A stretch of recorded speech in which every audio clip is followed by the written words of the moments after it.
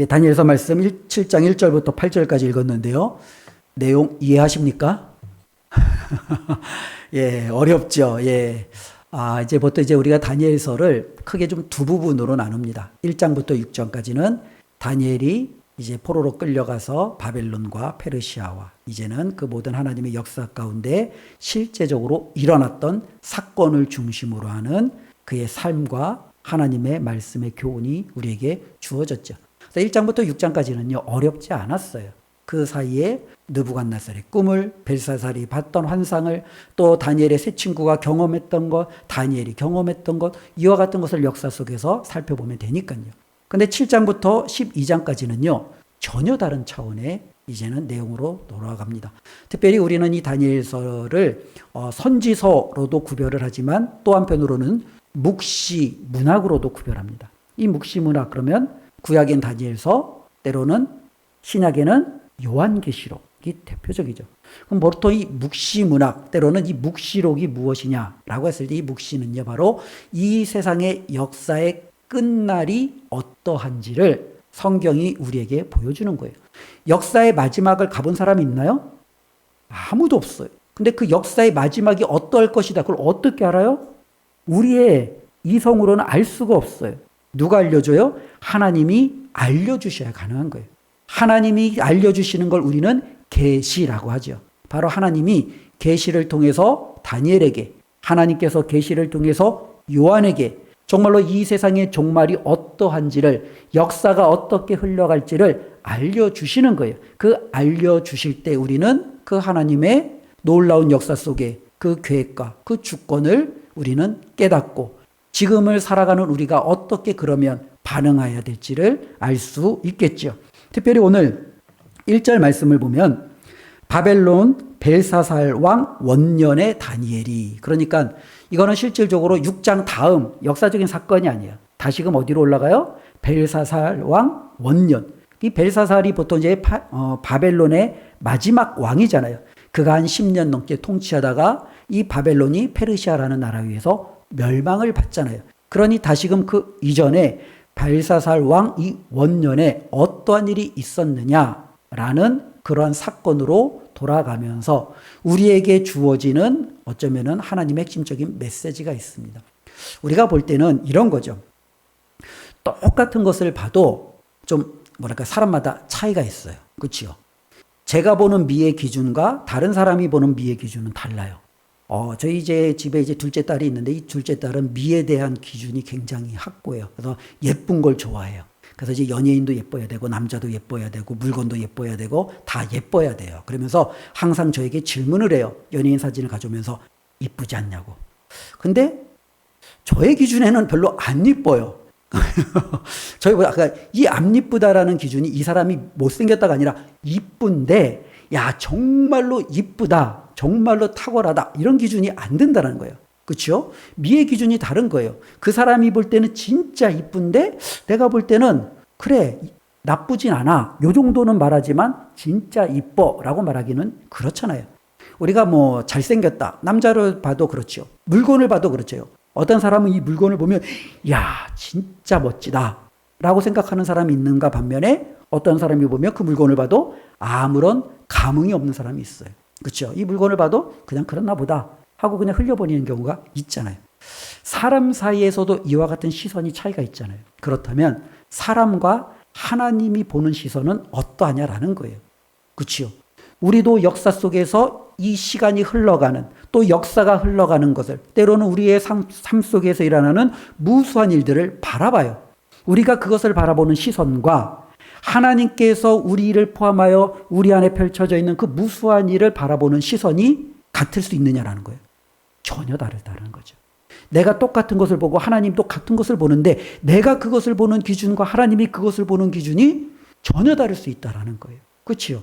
이것이 바로 다니엘이 우리를 통해서 어쩌면 하나님이 가르쳐 주신 이 묵시를 통해서 우리에게 보여준다라는 거예요. 즉 다니엘서 7장부터 12장까지는 이제는 하나님이 이 세상의 역사를 어떻게 이끌어 가실 것이고 그 최종적인 마지막은 어떠할 것이다라는 것을 보여줘요. 그런데 문제는요, 우리는 그걸 몰라요. 그러니 우리는 뭐만 보고 판단해요? 겉만 보고 판단할 수밖에 없어요. 세상의 화려함, 권력의 강함, 어쩌면 그들이 가지고 있는 무지막지한 권세, 권력, 힘, 이런 것을 보고 우리는 그걸 판단할 수밖에 없어요. 그런데 하나님은 그 모든 이면에 그 권력이, 그 힘이, 그 권세가 결국에는 어떻게 흘러가는지 이 모든 것을 아시는 하나님이 보는 기준과 우리가 당장 그 겉모습만 보는 그 기준은 전혀 다를 수밖에 없다라는 거죠. 특별히 10여 년 전, 어쩌면은 7장 1절에 벨사살 왕 원년, 즉 바벨론이 무너지기 10년 전이죠. 이 10년 전이라면 이 바벨론에 살았던 사람들은요, 어떤 기준을 가지고 살았을까요? 당시의 최고의 나라는 어디예요? 바벨론이에요. 제국이라는 호칭을 받잖아요. 그리고 이 바벨론은요, 느부갓네살이라는 왕이 그 바벨론이라는 이 도시를 지키기 위해서 어마어마한 성벽을 쌓습니다.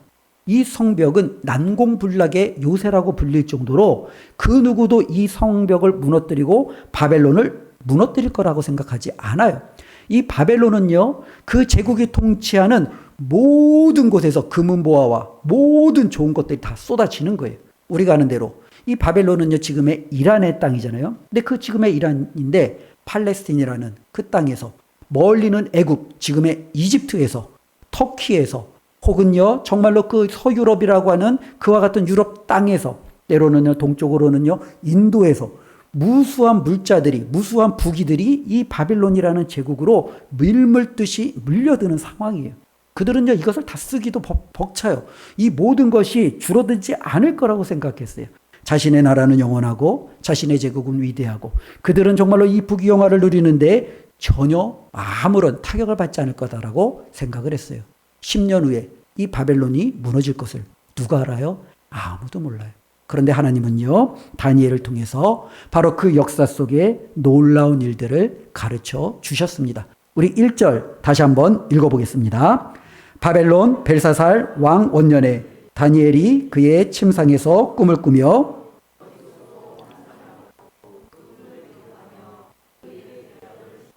그렇죠. 그 침상에서 다니엘이 꿈을 꾸며 머릿속으로 뭘 받아요? 하나님께로부터 환상, 계시를 받는 거예요. 그리고 이제 그것을 알려주는 거죠. 그런데 이 다니엘서 7장은요, 앞에 있는 다니엘서 2장하고 이제는 짝을 이루는 본문으로 보통 해석이 되어집니다.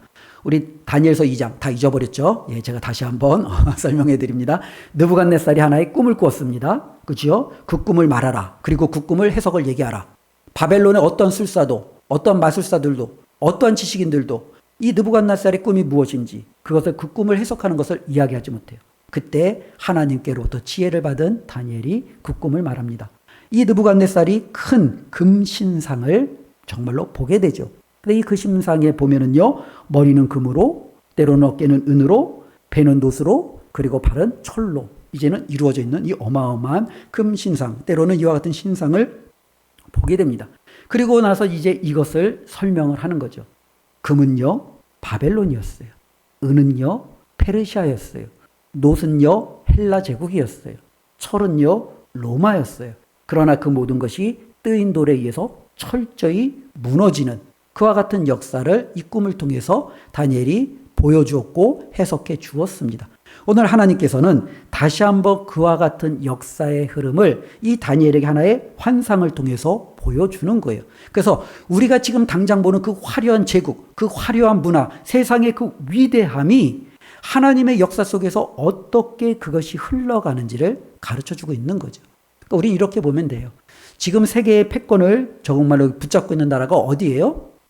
미국이요. 미국이 언제까지 영원할까요? 언제까지 그 힘을 가질까요? 우리는 알 수 없어요. 그러나 그 힘과 그 미국이 가지고 있는 화려함이 영원할까요? 그렇지 않다라는 거예요. 분명히 정해진 때가 있을 거예요. 하나님이 미국이라는 나라에 정말로 세계의 패권을 장악할 수 있는 그 정해진 때가 있을 거예요. 그 때가 끝나면 미국 외에 다른 나라가 들어설지 아니면 역사의 끝이 일어날지 우리는 알 수 없지만 분명한 것은요, 우리가 당장 보여지는 그 눈앞에 화려한 모든 것이 영원한 것은 결코 아니다라는 거예요. 그래서 오늘 본문에 보면은 내 짐승이 나옵니다. 이 내 짐승은 느부갓네살 이전에 금, 은, 놋세, 철, 이거를 통해서 차례대로 일어났던 이 제국을 다시 한번 역사 속에서 이 다니엘을 통해서 보여주는 거예요. 지금 다니엘은요, 바벨론이라는 나라의 포로로 잡혀갔습니다. 그래서 바벨론의 흥망성쇠와 함께 했어요.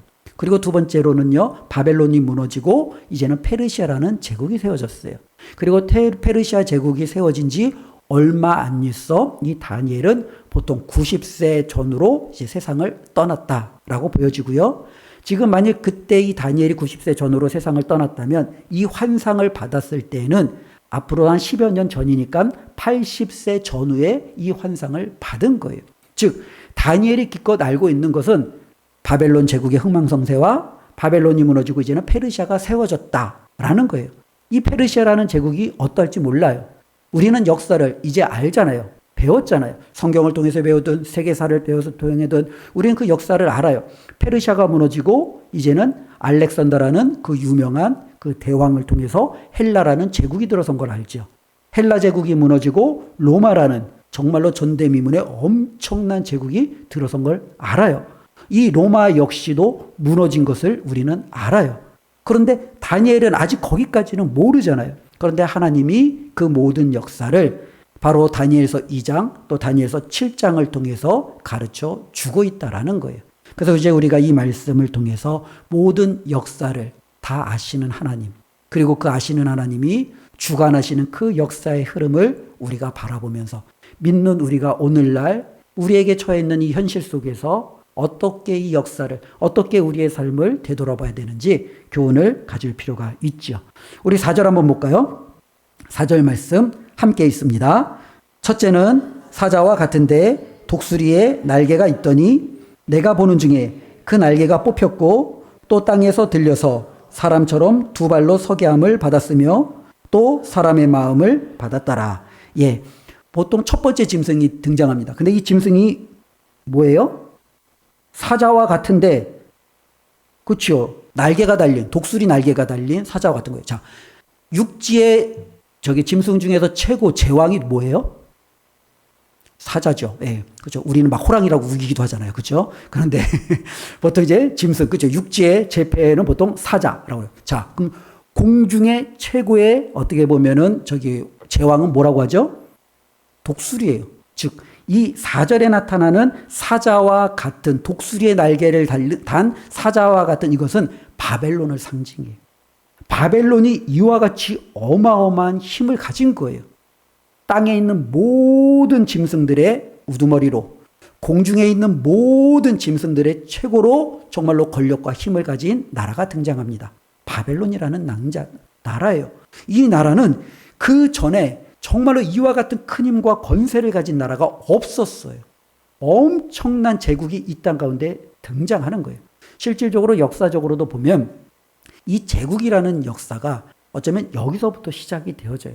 보통 이제 그 전에 아시리아 제국이라고도 얘기하는데요. 성경에는 아수르라는 나라가 있긴 하는데요. 이 아수르도 굉장한 힘을 가졌지만 바벨론만큼 거대한 힘을 갖지는 않았어요. 이 바벨론 때부터 그 뒤에 이어지는 이 제국들은 어마어마한 막강한 힘을 가진 어쩌면 패권국가로 이제 사회상 역사에 등장을 하는데 바로 그들은요. 독수리의 날개를 달린 사자와 같다라는 거예요. 그런데 그 날개가 어떻게 해요? 4절의 중간에 보니까요. 뽑혔어요. 사자는 두 발로 걸어요? 네 발로 걸어요? 네 발로 걸어요. 근데 갑자기 이 사자가 어떻게 들려서 어떻게 걷는데요? 두 발로 걷는, 저희 집에 네 발로 걷는 짐승이 하나가 있어요. 예. 네 발로 걷는 짐승이 있는데요. 같이 걸으면요. 굉장히 빨라요. 따다다다다다 해서 되게 잘 가요. 그래서 계단도, 그리고 계단을 오르고 내리고 언덕길도 가면은, 야, 진짜 잘 가요. 계단 오르고 내린 거를 거의 평지처럼, 예, 사람은 도무지 따라갈 수 없을 정도로 아주 바삭해요. 근데 그 강아지가 가끔 가다가 두 발로 걸을 때가 있어요. 예. 언제요? 이제 식탁에서 우리가 뭘 먹을 때 자기도 좀 달라고 바짝바짝 뛰는 거예요. 근데 이 두 발로 걷는 이 짐승을 보니까 굉장히 약해요. 몇 발 걷지도 못해요. 펄쩍펄쩍 뛰다가 주저앉아요. 펄쩍펄쩍 뛰다가 주저앉아요. 네 발로 걷는 짐승이 두 발로 걷게 되면 그리고 그에게 있었던 그 강한 날개가 뽑혀졌다라는 건 이게 바로 뭐예요? 굉장히 약해졌다라는 거예요. 더더군다나 짐승의 무자비함이 아니라 그에게 사람의 마음을 받았다. 어떻게 보면 이 짐승의 무자비함으로 이 강한 폭력성을 가져야 되는데 그것조차도 그에게 허락되지 않은 거죠. 마치 이것은 다니엘의 2장에 보여지는 느부갓네살의 모습이죠. 그는요, 사자처럼 독수리처럼 온갖 권력을 가졌지만 그가 하나님 앞에 교만을 떨었을 때 하나님이 그를 내치심으로 그가 정말로 짐승처럼 들판에서 미친 사람처럼 어쩌면 그와 같은 7년의 떠돌이 생활을 했던 그 모습을 우리에게 마치 보여주는 것 같습니다. 그런데 이것은 마치 바벨론을 상징하는 거예요. 그렇게 거대한 힘과 권력을 가진 그것도 하나님께서 내치시면 그들의 날개를 뽑고 네 발이 아닌 두 발을 걷게 하시고 짐승의 포악함을 거두어 가시면 그는 어떻게 돼요? 여지없이 무너지는 거예요. 바벨론도 무너져요. 세상 사람들은 바벨론은 영원할 거다고 생각해요. 우리의 성벽은 견고하다, 결코 무너지지 않을 거다라고 말해요. 아니에요. 하나님이 뽑으시고 하나님이 그것을 치시면 그 나라도 여지없이 무너진다라는 거죠. 두 번째 한번 볼까요? 우리 5절 함께 읽겠습니다. 또 보니 다른 짐승 곧 둘째는 곰과 같은데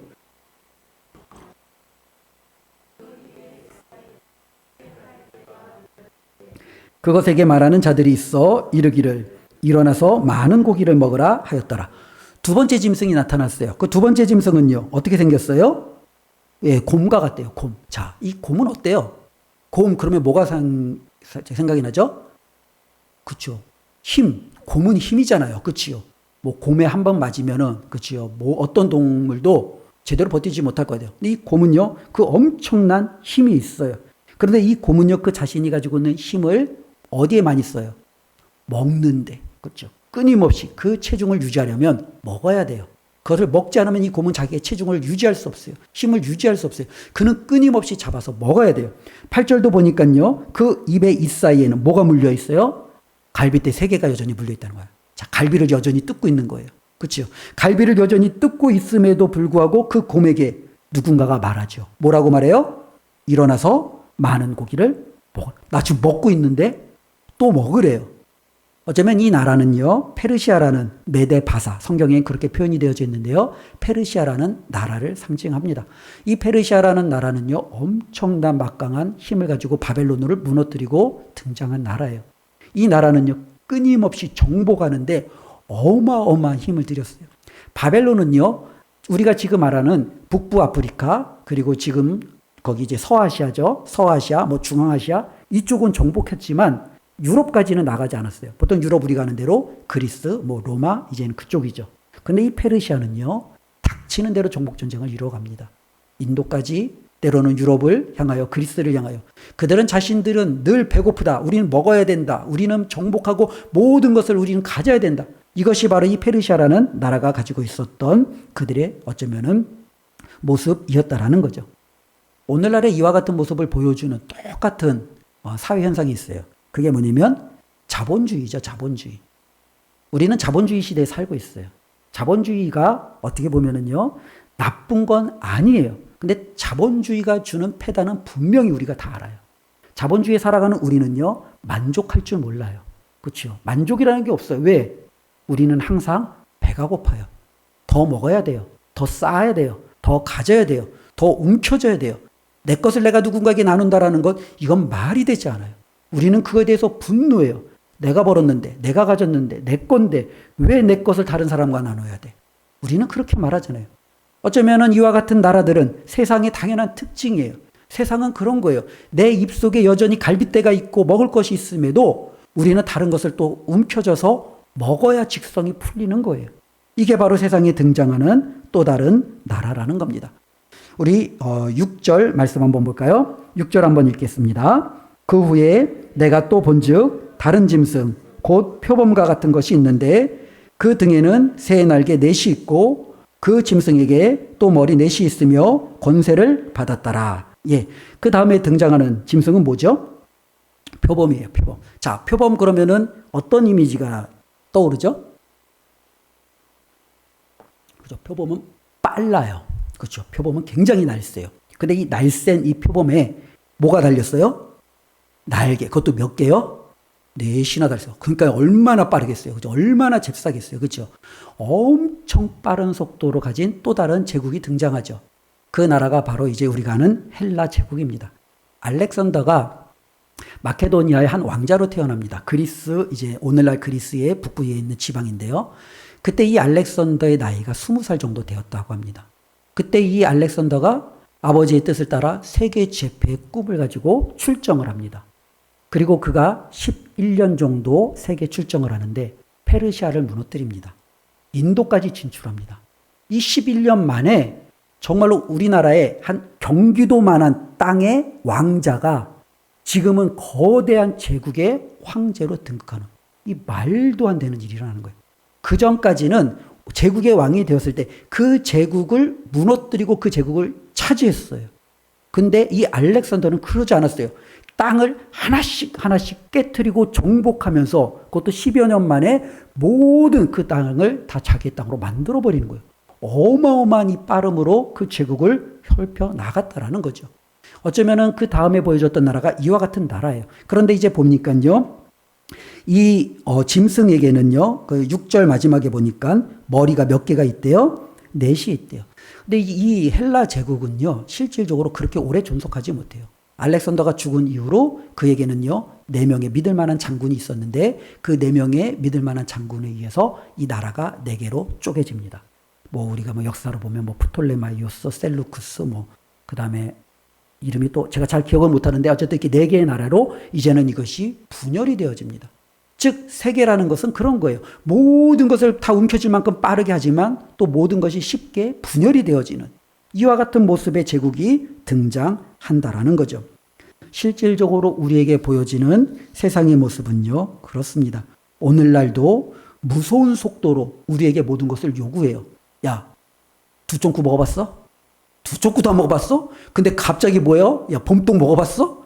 야, 봄동도 안 먹어봤어? 갑자기 무슨 떡이 나왔죠? 버터떡 먹어봤어? 그것도 안 먹어봤어? 요즘엔 또 뭐예요?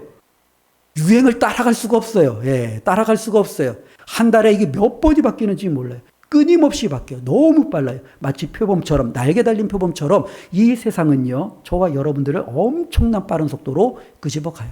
그것을 올라탄 것 같으면 사라져요. 올라탄 것 같으면 사라져요. 이게 우리가 살아가는 세상이라는 거예요. 결국 종착지는 뭐예요? 사분오열 찢어지고 아무것도 남지 않는 세상이 우리 앞에 펼쳐질 뿐이죠. 우리 세상이 모두가 그것을 향하여 달려가서 나도 그것을 움켜줬더니 결국에 내 손에는요, 허무함밖에 남지 않는 거예요. 자, 우리 7절 말씀 한번 볼까요? 함께 읽습니다. 내가 밤한산 가운데 그 다음 본 넷째 짐승은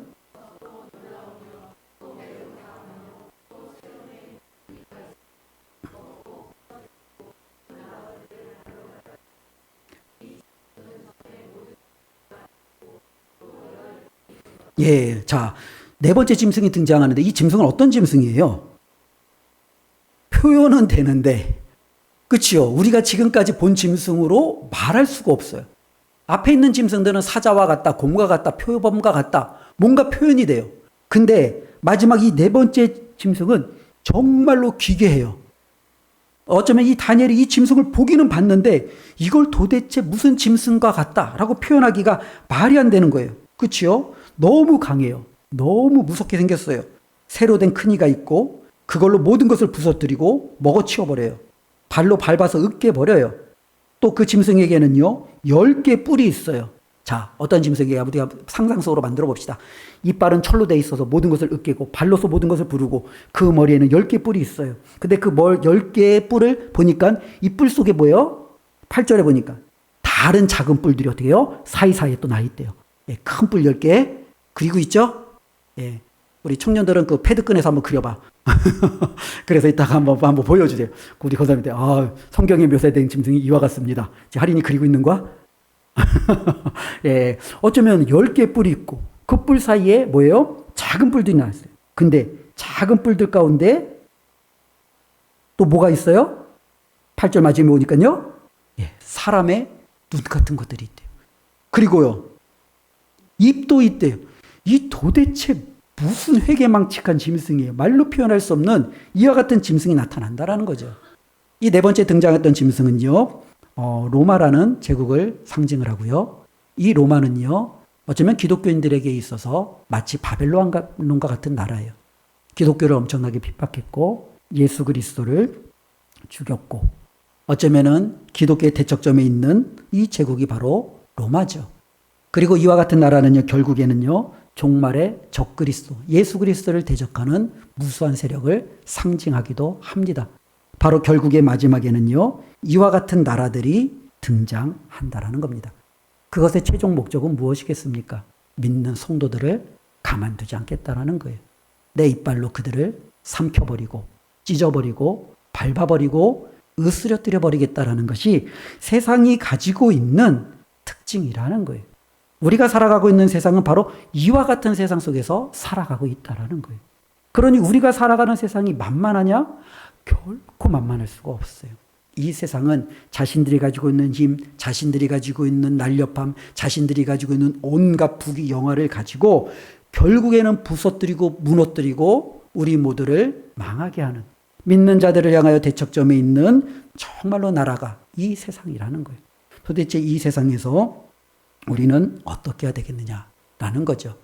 오늘 성경 속에서 다 말씀은 드릴 수 없지만 몇 가지 우리가 중요한 교훈을 받았으면 좋겠습니다. 우리 6절 아까 읽었는데요. 한 번 더 읽어보겠습니다. 시작. 그 후에 내가 또 본즉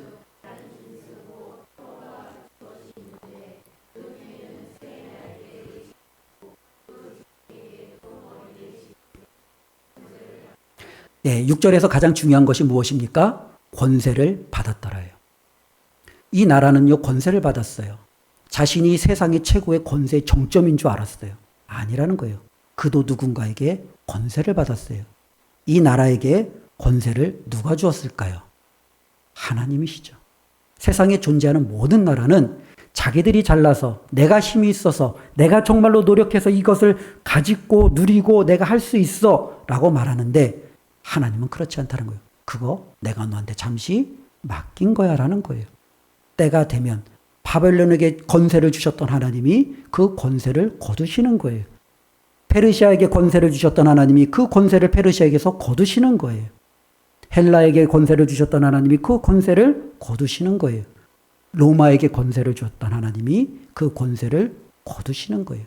지금은 악한 하나님을 대적하는 수많은 악한 영들이 하나님께로부터 잠시 권세를 받아 이 땅을 활개치는 것 같지만 하나님이 그 권세를 거두시면 이제는 끝이라는 거예요. 우리는 이것을 가지고 살아간다라는 거예요. 세상이 아무리 견고해 보이고 화려해 보여도 그들도 하나님 앞에 뭐예요? 권세를 부여받은 것에 불과하다라는 거예요. 그러니 우리가 그 세상 속에서 위축될 필요는 전혀 없다라는 거예요. 그 하나님이 허락하지 않으면 베드로가 말한 것처럼 어느 누구도 저와 여러분들을 해할 수 없다라는 겁니다. 또 한편으로 하나님께서 다니엘에게 이것을 보여주신 이유가 뭘까요? 겉모습에 속지 말라라는 거예요. 그들의 화려한 금, 그들의 화려한 정말로 은, 때로는 그들이 가지고 있는 강한 철, 이것으로 무장되어지고 모든 것을 정복하는 것 같고 모든 것을 집어삼킬 것 같은 힘과 때로는 그들이 가지고 있는 화려함과 정말로 놀라운 모습에 우리가 뭐예요? 속지 말라라는 거예요. 저와 여러분들이 그것의 본질적인 모습을 본다면 그것들의 화려함은요, 때가 되면 다 사라지는 것들이. 우리 하나님이 말씀하잖아요. 세상에 썩어질 것을 향하여 우리의 인생을 낭비하지 말라라는 거예요. 그 모든 것들이 영원할 것 같지만 결코 그렇지 않다라는 것을 우리는 다시 한번 기억하셔야 됩니다. 결국에 세상이 추구하는 것은 똑같습니다. 그들은 먹어치워야 됩니다. 힘으로 눌러야 됩니다. 가져야 됩니다. 움켜져야 됩니다. 세상은 이것을 향하여 존재하는 것처럼 보여집니다. 그렇다면 우리는요, 세상과 똑같은 방식으로 살아가는 것, 이건 말이 되지 않는 거예요. 그래서 세상과 전혀 반대의 모습으로 하나님은 이 땅 가운데 역사하셨잖아요. 우리 주님이 오셔서 움켜쥐는 게 아니라 나누어 주고, 섬김을 받는 게 아니라 섬기시고, 때로는 자신의 목숨까지도 내어주시는 사랑으로 세상과는 전혀 반대되는 모습으로 저와 여러분들에게 보여주셨어요. 우리가 살아가는 세상 속에서 우리는 이 세상 법칙에 따라 살아가는 사람들이 아니라는 거예요. 이것을 거슬러서 이와 같은 완악하고 모든 자기중심적인 세상 속에서 하나님이 기대하시는 삶의 모습으로 살아갈 수 있어야 된다는 거예요. 느부갓네살이 금신상을 만들었을 때 모든 사람들은요, 그 금신상에게 절했어요. 다리오 왕이 정말로 이제는 왕 외에는 그 어떤 신에게도 기도하지 말라라고 했을 때 모든 사람들에게는 오직 황제에게만 기도하는 그 모습을 보였어요. 근데 그리스도인은요, 세상의 그 흐름에 따라가지 않았다라는 거예요. 내가 풀무불에 떨어져도 주님을 내가 위해서 살아갔고, 내가 정말로 하나님 앞에 기도하고 사자굴에 던져지는 한이 있어도 황제가 아닌 하나님을 선택했던 소수의 사람들이 있었다라는 거예요. 이 세상의 겉모습에 현혹되면 우리는 그렇게 할 수가 없어요. 그러나 세상의 본질을 알면 우리가 어떻게 살아가야 되는지 보여집니다. 지금의 세상은 돈을 우리에게 들이밀겠죠. 돈에게 절하라. 돈이 전부다. 이것이 우리에게 없으면 우리는 망한다. 라는 거예요. 하나님은 말하는 거예요. 그것도 하나님이서 잠깐 허락하신 때가 지나가면 다 사라질 것들이라는 거예요. 그것을 위해서 함께 망하지 말고 그것을 거슬러 하나님 앞에 설 것을 우리에게 말씀해 주고 있습니다. 우리 오늘 말씀의 결론을 1절을 통해서 다시 한번 가져보겠습니다. 1절 다 같이 함께 읽습니다. 바벨론 벨사살 왕 원년에 다니엘이 그의 침상에서 꿈을 꾸며 머릿속으로 환상을 받고 그 꿈을 기록하며 그 일의 대략을 진술하니라. 다니엘이 이와 같은 세상의 한복판에서, 제국의 한복판에서 하나님을 대적하는 모든 사람들이 득실거리는 그 한복판에서 이 다니엘이 어떻게 믿음을 지킬 수 있었을까요? 우리가 아는 대로 6장의 다니엘은요, 기도하는 자리가 있었어요. 7장에 보니까 다니엘은요, 침상에서 꿈과 하나님 앞에 환상을 받는 그 시간과 그 장소가 있었어요. 우리가 이 세상에서 어떻게 살아갈 수 있을까요? 결단한다고 내가 정말로 그러지 않아야지 하고 내가 정말로 마음으로 외친다고 그렇게 할 수 있나요? 못해요. 하나님의 말씀을 가까이 해야 돼요. 그 말씀이 늘 내 옆에 있어야 돼요. 그래서 우리는 하나님의 말씀을 읽고 하나님의 말씀을 듣고 그 말씀을 다시 한번 우리가 곱씹고 하나님이 지금 이 세상을 어떻게 인도해 가시는지 우리가 말씀을 통해서 깨닫지 않으면, 그리고 이 말씀이 저와 여러분들을 붙들지 않으면 우리는 살아가기 너무 어려운 시대에 살아가고 있다는 겁니다. 다니엘이 침상에서 하나님께로부터 그 꿈과 환상을 받았듯이 우리도 하나님이 주신 꿈과 환상이 있지 않습니까? 그 모든 것이 바로 여기에 기록되어져 있는 거예요. 이것을 붙들고 저와 여러분들이 나간다면 바벨론 한복판에서도 승리했던, 정말로 하나님이 인정했던 그 다니엘처럼 우리도 이 세상에서 승리할 줄로 믿습니다. 이 믿음으로 살아내시기를 주님의 이름으로 축원드립니다. 기도하겠습니다. 하나님, 온 세상의 역사를 주관하시는 분이 하나님이신 줄로 믿습니다. 세상은 그런 것을 인정하지 않습니다. 우리의 국력이 강해서, 우리가 경제력이 좋아서, 우리에게 좋은 지도자가 있어서 이런저런 이유로 자신들이 그것을 이루었다라고 자랑하고 그것을 더욱더 떨치며 일어서는 것이 세상입니다. 그러나 하나님이 보여주셨습니다. 그 모든 권세가 하나님께로부터 나온다라는 사실을, 그리고 세상이 가지고 있는 그 모든 것들은 결국에는 헛되어 사라져버릴 부귀영화라는 것들을 우리에게 가르쳐 주었습니다. 하나님이 알려주신 이 말씀을 헛되이 듣지 않게 하시고 그 말씀을 붙들고 믿음으로 살아낼 줄 아는 저희 은강의 모든 가족들로 세워 주시옵소서. 예수님의 이름으로 기도드리옵나이다. 아멘.